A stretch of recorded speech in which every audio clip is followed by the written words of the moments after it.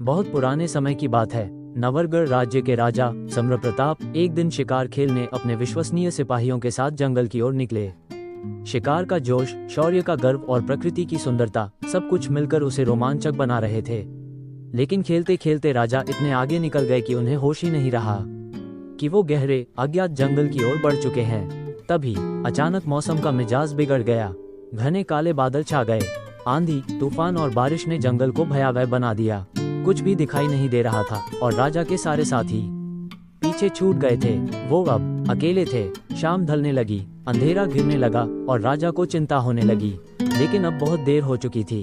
वो रास्ता भटक चुके थे। हर ओर केवल घना जंगल और उसके भीतर डरावनी आवाजें, शेर, चीते, सियार और जाने क्या क्या। राजा ने तय किया कि उन्हें किसी तरह रात यहीं बितानी होगी। पर कहाँ? उन्होंने एक सुरक्षित स्थान की तलाश शुरू की। कुछ दूर पर उन्हें एक धुआं उठता दिखा। वो तेजी से उस दिशा में बढ़े और देखा एक छोटी सी झोपड़ी।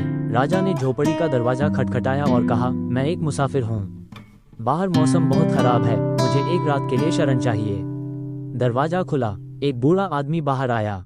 उसके चेहरे पर सरलता और आंखों में अपनापन था। उसने राजा को बिना कोई सवाल किए अंदर बुला लिया।